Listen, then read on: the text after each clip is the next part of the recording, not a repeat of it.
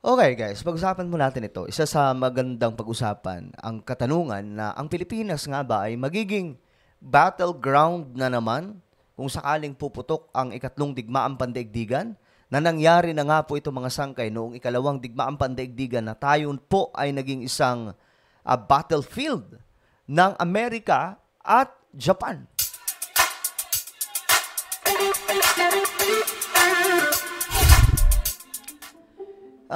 Alam nyo mga sangkay, hindi ko alam kung napag-uusapan ito ng iba, yung patungkol po sa katanungan na magiging battleground na naman ba ang Pilipinas kung sakaling puputok ang ikatlong digmaang pandaigdigan. Kasi ngayon, talagang maingay itong sigalot ng mga bansa. No? At any moment, possible na magkaroon ng World War III na ayaw po natin mangyari mga sangkay, no? So, ang tanong dito, magiging battleground na naman po ang Pilipinas, kagaya nung nangyari nung ikalawang digmaang pandaigdigan. Bago tayo magsimula, no, paki-subscribe po muna yung ating YouTube channel. Okay? Sa mga nanonood po dito sa YouTube, ayan mga sangkay, makikita nyo po yung subscribe button sa ibaba. Pindutin nyo lamang po yan, okay? Sa ibaba mismo ng pinapanood nyong video ngayon, makikita nyo yung subscribe button, pindutin nyo lamang po yan, tapos i-click nyo yung bell, at i-click nyo po yung all. Sa mga nanonood naman po sa Facebook, huwag nyo pong kalilimutan. Siyempre, na-follow ang ating Facebook page. Okay guys, ito kasi ngayon, mga sangkay ay matinding usapin. Itong ikatlong digmaang pandaigdigan na at any moment pwede pong mangyari. So, wala po dito makaka-identify kung kailan magaganap itong Third World War. But, mga sangkay, kung titingnan po natin yung paglaganap, no, ng mga balita tungkol sa digmaan, na nauna na nga po ang Israel, Ukraine, Russia, at iba pang mga bansa doon sa Africa po ata yun, mga sangkay, na nagkakagulo. So, makikita po natin ngayon na tumitindi po itong problema ng mga bansa. Sigalot, especially here in Asia.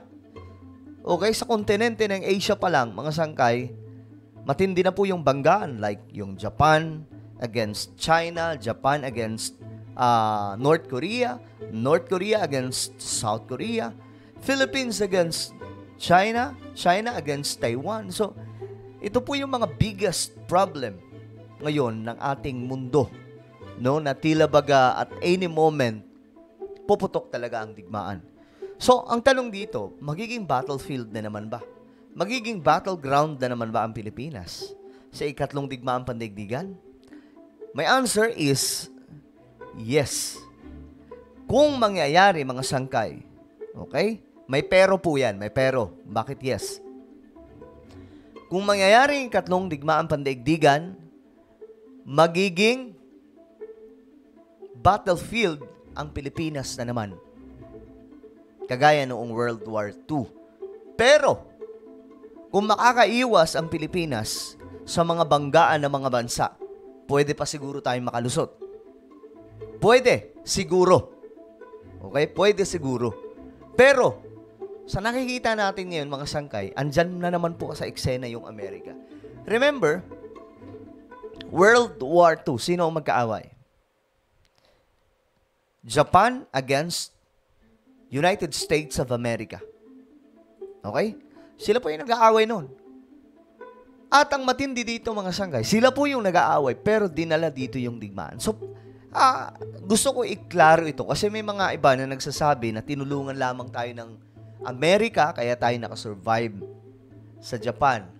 But no, guys. Hindi po ang Amerika ang tumulong, kundi tayo ang tumulong sa mga Amerikano. Okay? Dahil ang digmaan na yun ay sa pagitan lamang po ng Amerika at Japan. Pero bakit nangyari sa Pilipinas? Kasi nandito po yung Amerika at that time. Okay? Nagkalat po yung mga Amerikano at that time dito, mga sangkay. At that time, ang Japan, pinag-iinitan po. Okay? Pinag-iinitan po sila ng Western countries like sa US. At that moment, ngayon mga sangkay, nung napuno na po yung Japan, naisip po nila na bakit hindi nila i-invade yung Pilipinas na nandun yung mga Amerikano at paalisin yung mga Amerikano.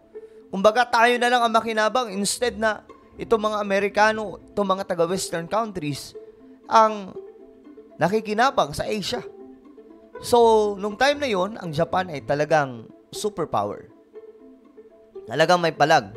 Para po sila Hitler ng Germany, yung mga Nazis. Kaya nga lang, mga sangkay, nasobrahan lang din po talaga ang Japan kasi kahit hindi naman talaga kasali sa digmaan yung Pilipino, pinapahirapan po nila sa pag-aakalang itong mga Pilipino ay diehard supporters ng Amerika. So mga sangkay, dito nagpuntahan itong mga Japanese, itong mga Japan soldiers. Then, ang nangyari mga sangkay, naging battlefield tayo. Ito, mga sangkay, makikita nyo sa mga larawan, ito po yung mga ebidensya, no? Kung paano po nangyari ang digmaan dito sa Pilipinas. Ito nga ang matindi, mga sangkay, no? Ang sobrang lupit na ginagawa na strategy ng Amerika para maging safe. Okay? Para maging safe ang kanilang bansa sa banta ng digmaan. Ang ginagawa po nila, yung mga base militar nila, nag-expand. Okay? Nandun po sa labas. Of course, mayroon din naman pong natitira doon sa kanilang bansa.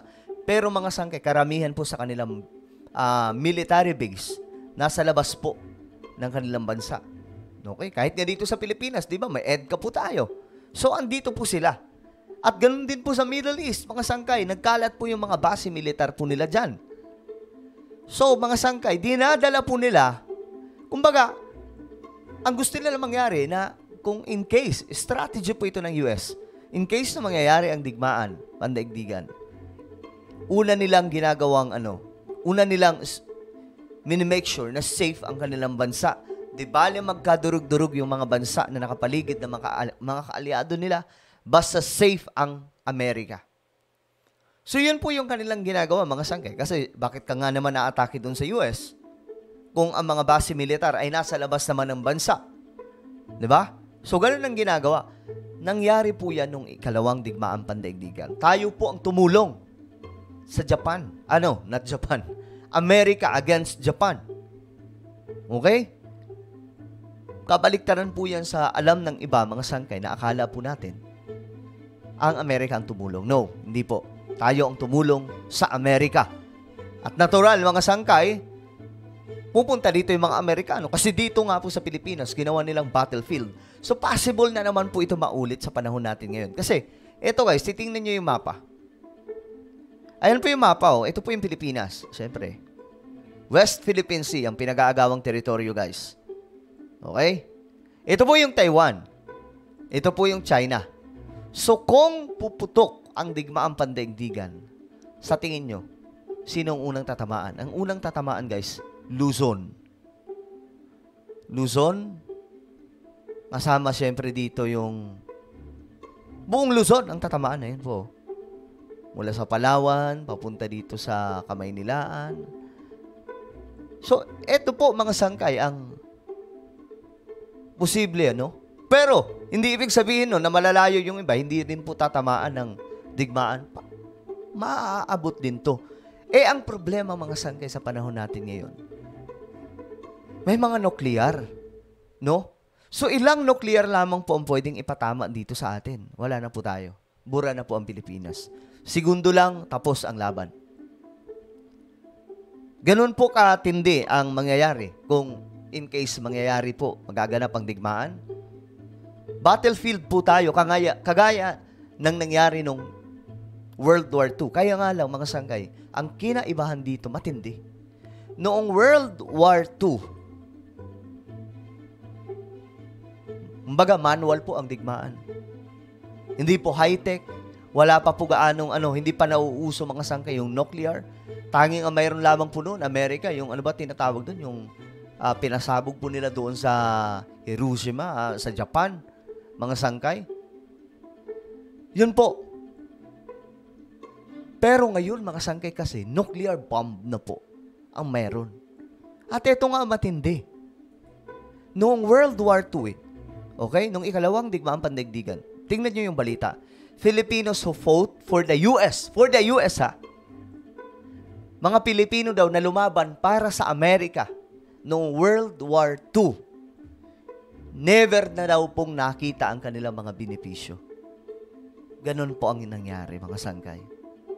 Never na po nilang nakita ang kanilang benefits na dapat po tinatamo nito mga lumaban noon sa digmaan ng US against Japan.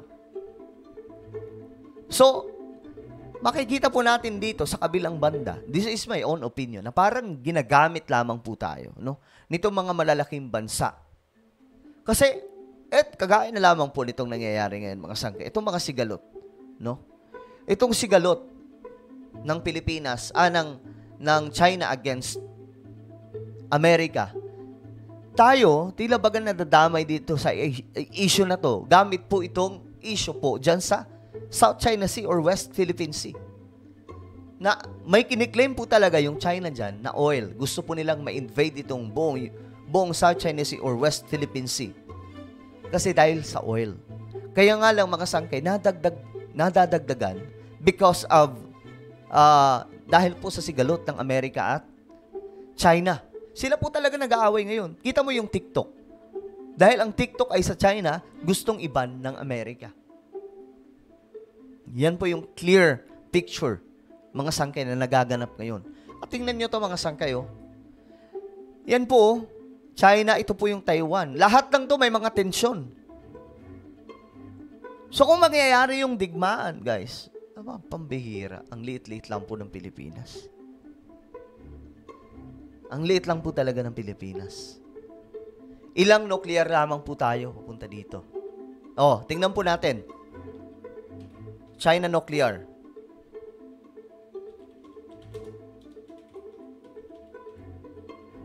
Oh, ito. Tingnan nyo po mga sangkay. Ito mga nuclear ng China. Pakita ko lang sa inyo yung mga larawan. Ayan po. Sobrang dami nilang nuclear na pwede nilang ipalipad. Na kaya pong tumapos ng mga malalaking syudad sa isang idlap lamang, mga sangkay. Ayan, oh. Kaya importante, mga sangkay, na alam po natin yung situation na ito. Na itong posibleng mangyari sa Pilipinas ay malaking disaster talaga. It's very, very dangerous and scary kung magaganap. No? At hindi po natin alam kung noon kayang tumakas ng tao, mga sangkay, kasi nga ang digmaan, gapangan, at hindi pa po dati ganun ka-high-tech. Ngayon may mga nuclear. Saan tayo tatakas? 'Di ba? But, mga sangkay, kailangan din po natin maging makabayan. Kailangan din po natin maging patriotic para sa ating bansa. Kaya nga lang sana, maging wise din po tayo sa pagiging patriotic. Kasi tayo, mga sangkay, meron po tayong lakas ng loob. Meron po tayo niyan. Meron po tayong tinatawag na, fighting spirit. Patriotic ang mga Pilipino.